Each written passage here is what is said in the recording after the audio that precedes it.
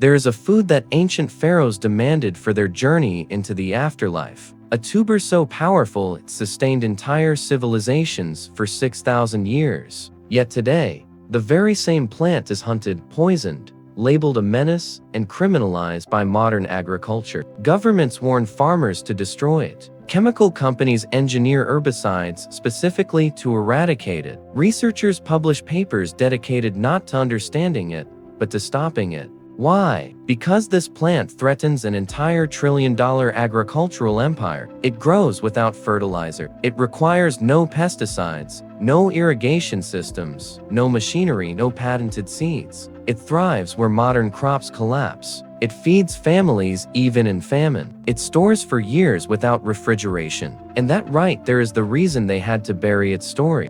This is the hidden truth, the forgotten legacy, the suppressed superfood we now call a weed. Welcome to Unknown Garden. In the early 1900s, when archaeologists first descended into pre-dynastic Egyptian tombs, they were searching for royal treasures. But what they found rewrote history. Inside sealed tombs dating back 6,000 years, they discovered small dried tubers placed carefully beside the dead, not randomly scattered, meticulously arranged, selected with intent. These tubers had been washed, processed, and preserved using ancient techniques lost for millennia. Then came an even more shocking revelation. When scientists examined mummies, they found the same tubers inside the stomachs of the deceased. These weren't symbolic offerings. They were food of passage, nourishment meant to sustain souls on their journey through the afterlife. But the story goes even deeper. The 16000-year evidencia at Wadi Kubaniya,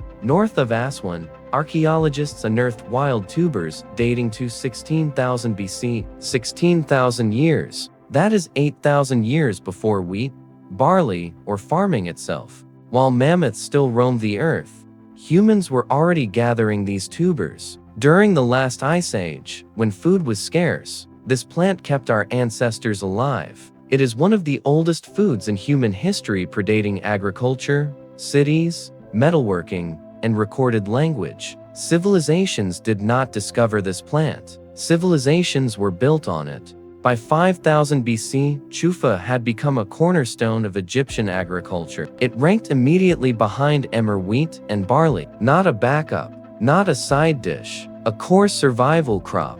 Ancient paintings in the tomb of Rekhmire Vizier to Pharaoh Thutmose III show scenes of peasants harvesting chufa by hand. Workers grind the tubers with long wooden pestles. Women mix the paste with honey. Priests shape the mixture into tall, pointed cones, sacred cakes. These cakes were required offerings to the god Amun. Royal decree demanded their presence at every feast. This was not poor man's food. It was divine, holy, a symbol of abundance and vitality. And it wasn't just Egypt. The Greeks revered it. Theophrastus, the father of botany, described boiling the tubers into a beer-like drink. The Romans prized it. Doctors of the Roman Empire prescribed it for digestion, energy, and vitality. The Arab world protected it. Arabs carried it into North Africa and Sicily. Spain embraced it. In Valencia, it became the foundation of horchata di chufa, a drink so valuable that medieval documentation describes it as food of kings. 7 centuries later,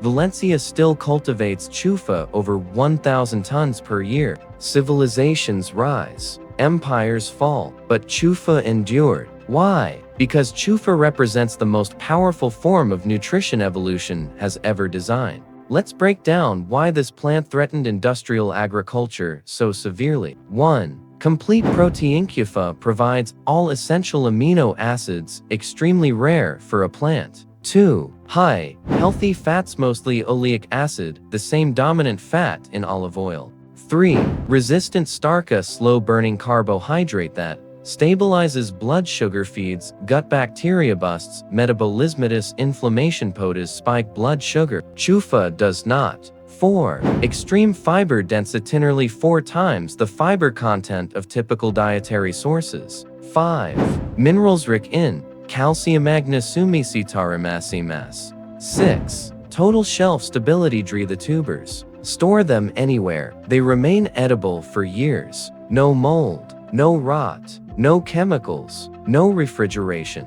food security perfected. Combine all this, and you begin to understand why ancient people trusted this plant enough to bring it into the afterlife, and why modern agriculture fears it. If chufa is so nutritious, so resilient, and so ancient, then one question remains. Why did industrial agriculture outlaw it? Why did millions of dollars go into eradicating it? Why is it labeled one of the world's worst weeds? Here is the uncomfortable truth. Chufa threatens every profit engine of modern agriculture. You can't patent it. You can't lock farmers into seed contracts. You can't sell fertilizers because it doesn't need them. You can't sell pesticides because it resists pests naturally. You can't sell machinery because it can be harvested by hand. You can't engineer sterile hybrid versions because it multiplies underground on its own. This plant is everything industrial agriculture hates. Self-replicating, self-sustaining, self-protecting gunpowder. It is food independence embodied. So they waged war. The USDA published Bulletin 1642, branding it a threat. Agricultural universities joined the attack, producing research on how to kill it. Chemical companies began engineering herbicides designed specifically to destroy it, not because it invades fields, but because it invades their business model. A plant that grows too easily is bad for business. A plant that feeds people too efficiently is bad for business. A plant that removes dependence on chemicals is bad for business. A plant farmers can replant themselves is bad for business. And so the narrative was engineered.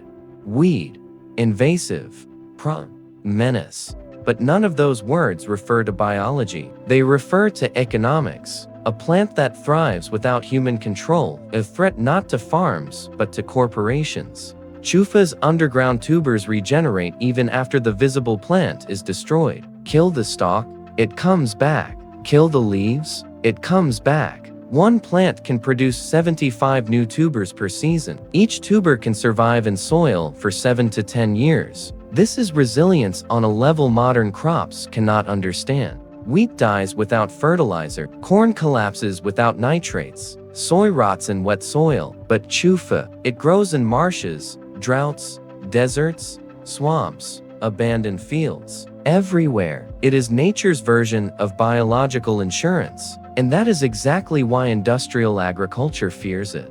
Today, if you look at agricultural bulletins, they teach farmers how to identify chufa, how to poison it, to prevent its spread, how to apply sequential herbicides for 3-5 years. Millions are spent every year to kill a plant that fed humanity for 16,000 years. Meanwhile, people in Valencia still drink horchata. Families in Mali still trade chufa in local markets. Health communities rediscover it as a new superfood. Scientists explore it as a biodiesel source. Farmers who grow it quietly report massive yields. The knowledge never died. It was buried temporarily. We are entering an era of unpredictable rainfall, soil depletion, fertilizer shortages, global food insecurity, and yet, locked inside the soil is a crop that grows without chemicals, resists climate instability, produces more calories per acre than wheat, stores indefinitely sure nothing but water. A crop ancient civilizations trusted more than any other. A crop modern agriculture worked tirelessly to erase. But the world is changing. People are waking up. Knowledge is resurfacing. And chufa is waiting. For 16,000 years, chufa nourished humanity. It fed hunters during the Ice Age. It fed pharaohs on their final journey. It fed peasants and kings, Romans and Greeks, Africans and Arabs. And then one day, it became inconvenient. They classified it as a weed. They demonized it. They engineered an entire arsenal of chemicals to destroy it. Not because it failed us, but because it freed us. Free from fertilizers, free from corporations, free from dependency, free to grow our own food in our own soil. This plant survived the Ice Age. It survived empire collapses. It survived colonization. It survived industrial suppression. And now, it survives in you because you know its story. The pharaohs knew. The farmers knew. And now, you know. If this vault opens something for you, subscribe to Nature Lost Vault. Every like and every share helps keep ancient knowledge alive and exposes the truths they tried to bury.